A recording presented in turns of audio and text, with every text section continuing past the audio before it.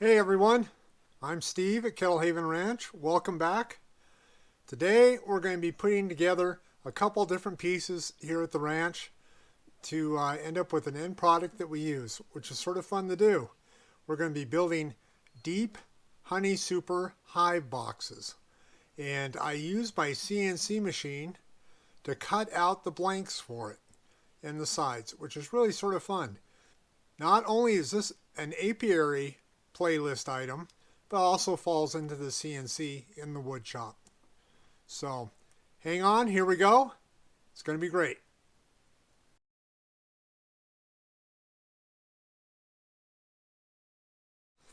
All right, first off, let's look at the blanks that I use. I've already cut them. I'm going to do the best with the camera and holding pieces up. This is just a 19-inch by 11 1/4 inch by 3/4 inch thick piece of soft pine. Common for around here. It has the bluing in it from the fungus. Some places that's very expensive. Here it's the norm. So we start with this, and also these two will be the end pieces on the hive box. And then we have a 22-inch piece, two pieces of that for the long side of the hive. Same thickness, same type of material. All I've done is I've gone in 1/2 inch. Let's see if I can show this semi-well. See the holes, the 1/4 inch holes I've drilled here? They're 1/2 inch in on either corner, exactly mid-height on the piece. So when I put that on the machine into holes that are indexed below it at 21 inches, because it ends up being a 21-inch distance, then I can just go ahead and tighten it down with machine screws, and I can flip it, I can move it, I can do all sorts of stuff depending on what my tool path calls for. It's really a convenient way to do it.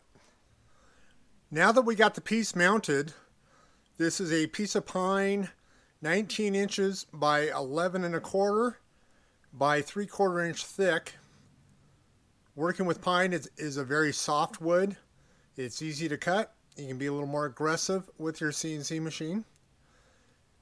First thing we have to do is we have to orientate the machine to the edge of the workpiece. This is our reference point, and I'm using a probe system. I'll go ahead and run it. It'll determine the X, Y, and Z coordinates on the very corner edge of the workpiece, which is where everything on the tool path is determined from.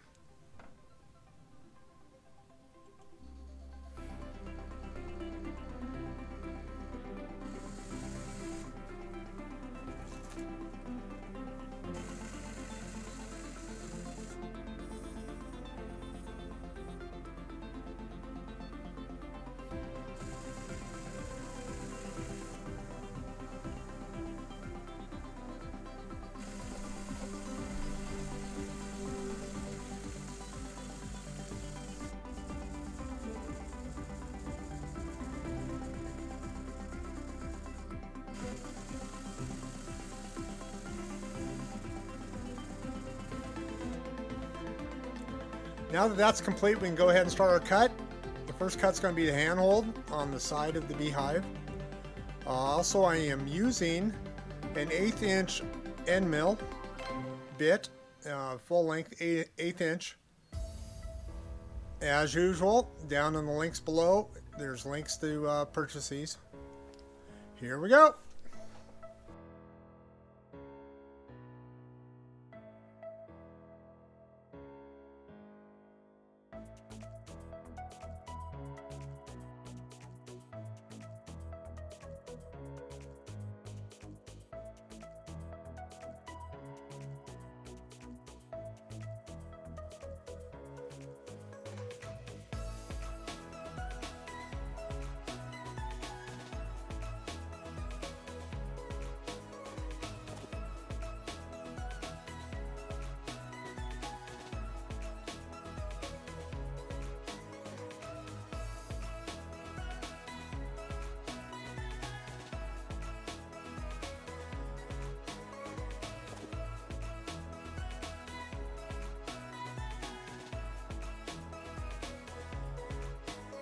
And that completes that tool path.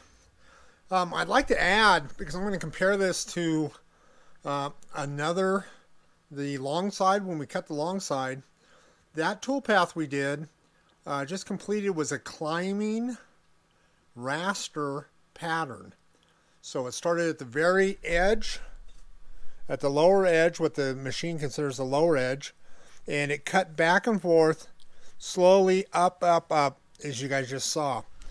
The soft pine that we're using, not only is it beautiful, look at the bluing. The bluing's from a fungus that gets into the grain. This is local pine here in northeastern Washington. But not only is it a nice wood to work, we can get away with a more aggressive tool path. I'll put in the upper corner how long it took for this to cut, the elapsed time, and we'll compare that to the long side of the Hive box that has a different style, and we'll be seeing that and compare the two on how much longer it takes to cut this beautiful cut compared to the next one I'll be showing you. Well, for right now with this piece, I have to get the camera out of the way and gonna dismount it, flip it over, and we're gonna flip it like the page of a book. So this corner will end up on this side face down. And then we'll go ahead and cut. I don't have to do my reorientation because when I cut my blanks, I do it in mass, and my mounting holes here are in the same position relative to the corner. So everything works out fine here. It gets a little tight at times. You'll see that on the long side. I always hold my breath. I'll point that out when we get to it. For now, we'll go ahead and pause, and I'll reset and continue on. Now I've remounted the workpiece, and we're ready to cut the frame rest. I'm going to do that next. It's a rather long cut, so of course, like everything else, I'll be speeding it up. But the frame rest is going to cut first. Once again, we're using the same 1/8 inch end mill, the same reference point. We're just doing the inside of the box right now. All right, moving along with the cut. Once again, this is for the frame rest on the inside of the box.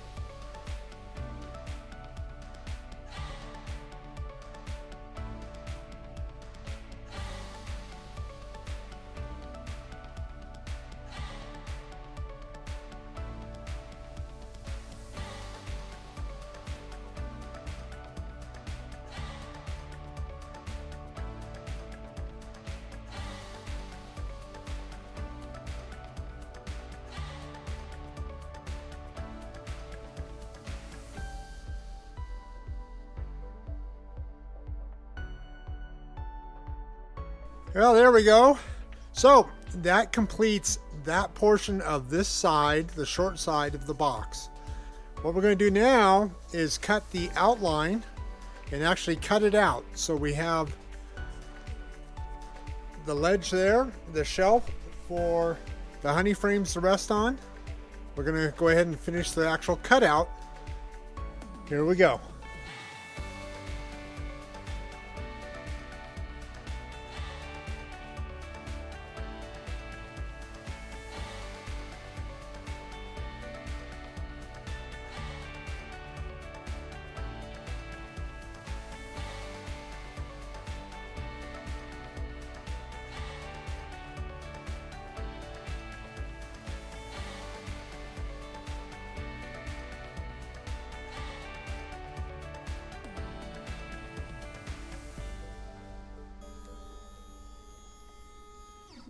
And there we go.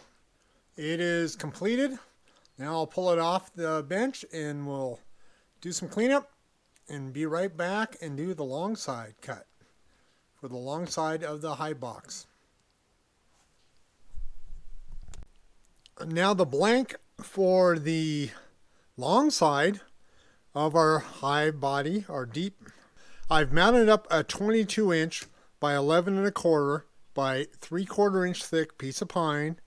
This will be the size that I use for on our deep Hive bodies for the long side of the Hive body. They aren't square, they're a rectangle or a type cube. So here we are, we're going to cut this one. It's really quick. Once again, I am going to cut the handhold using a different style of cut.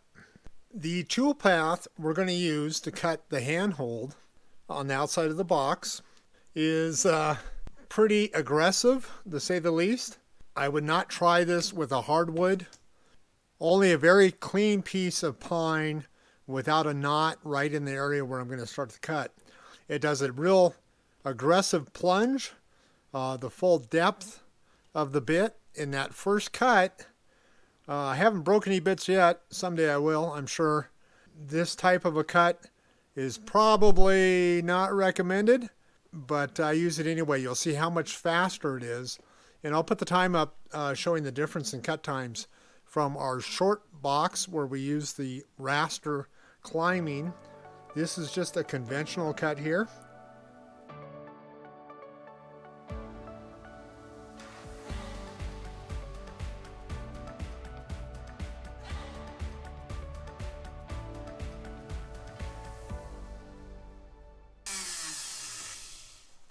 Now that is sweet, the way that cuts that as quick as it does.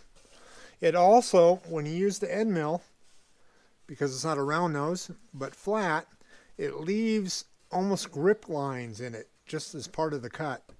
I really like that. I'm going to be switching over the short side to that tool path when I get a moment or two. For right now, that's the cut for the long side of the Deep Super handhold. Comes out real nice and quick. And from here, we need to cut out the outline on this. Oh, I forgot to add. This one always gives me the heebie-jeebies. There's a reason why this nut over here is only half a nut. And there's a reason why I try to get my flats towards the cut piece. As you'll see, it's really a close cut. I always have to hold my breath on the first pass.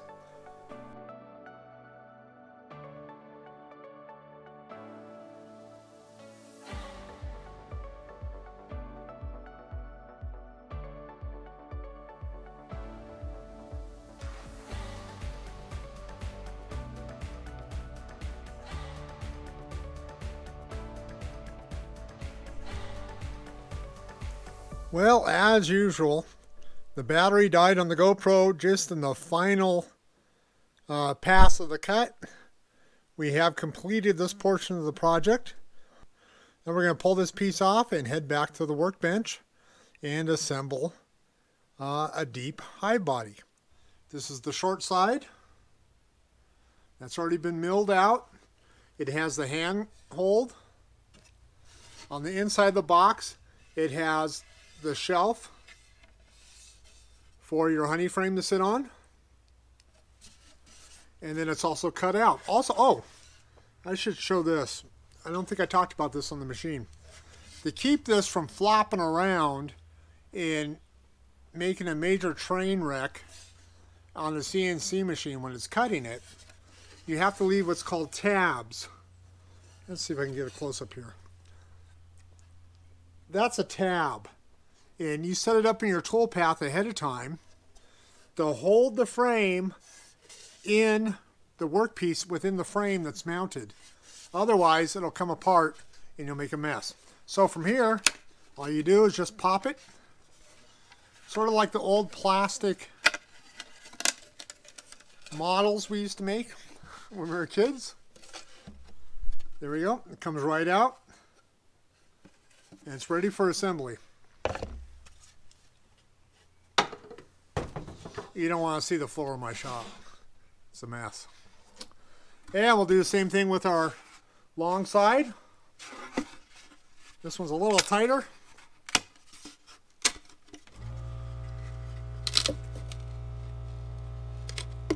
And there goes the air compressor in the background.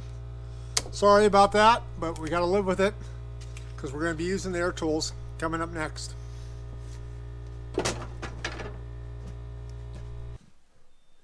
Okay, I've repositioned to assemble this deep Hive body. Things we're going to need: some sort of a square, quick square, ready square. Some real good exterior wood glue. I use the Titebond 3. Not a product endorsement, just what I use. Then I have a cheap brad gun with 1-inch brads in it. And then we have our work pieces. It's really simple to put this together. All we're going to do is take our glue. Make sure I get this on camera here. This Titebond is so incredibly strong, even though we're going to be using 1-inch brads with it.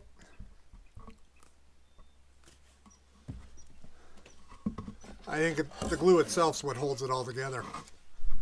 Alrighty, so we take our pieces we've cut, slap it together just like that, and then what I do is I just put a couple in real quick. Remember, these 1-inch brads, you can go ahead and bend them. The glue is what's going to be the main anchor point here.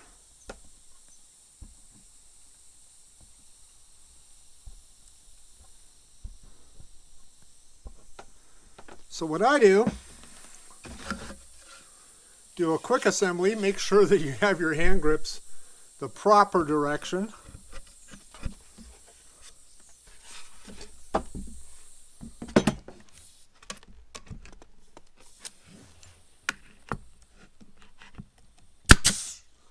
Now the air hose has me there.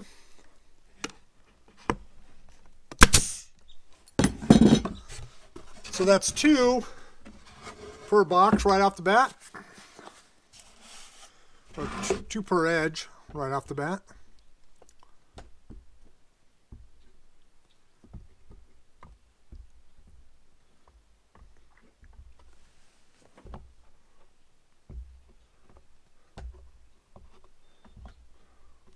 I have never had a box come apart yet, or any problems with any of my boxes, knock on wood.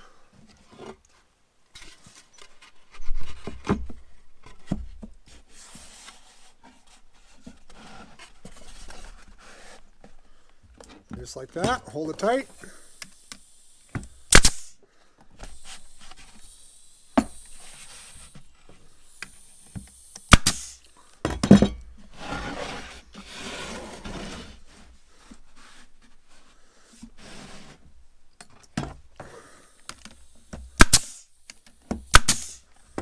All right, once we get that far, go ahead and take your square. Look at that. I love those joints. And as you can see, square right off the bat. So we'll go ahead and just finish.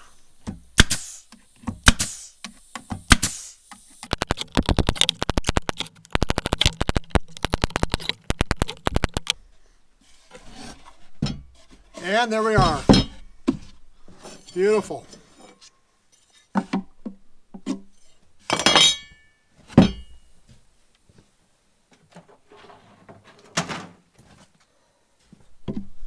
So right down on that frame rest. There we go. Now, my least favorite part of building beehives is painting. That's going to be coming up. And we'll set that aside, let the glue dry overnight, and then it's ready to be painted. Alright, that'll wrap it up for this one. As usual, if you find any value with our content and you want to see more from Kettle Haven Ranch, please hit the subscribe button, ring the notification bell for notification of future videos, and hit the like button. That's really important. Hey, if you have any questions, comment section, leave a comment and I'll answer them. And also possibly work in answers into future videos. From here, we're going to get back into more bees coming. I've got a lot of beehives to make. We have orders going out for custom hives, which is sort of neat, custom parts. And we have bees in the field right now, out in the apiary.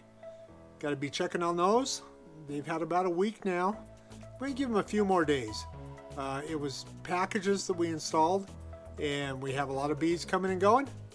That's a good sign. I don't want to disturb them right now. The queen's just getting into her mode, laying eggs, and the first set of hatchings are going on right now. Don't want to disturb them if we don't have to. Next week we'll be picking up nukes and a whole truckload of nukes. Those will be installed, some here and some in other locations. We'll try to do videos of those. Sort of fun, see how other people are set up. All right, and we're in the middle of this pandemic. Oh boy, I know everyone's tired of it. And do your best, people. We'll get through it. Best wishes from Kettle Haven Ranch. Take care. We'll see you next time.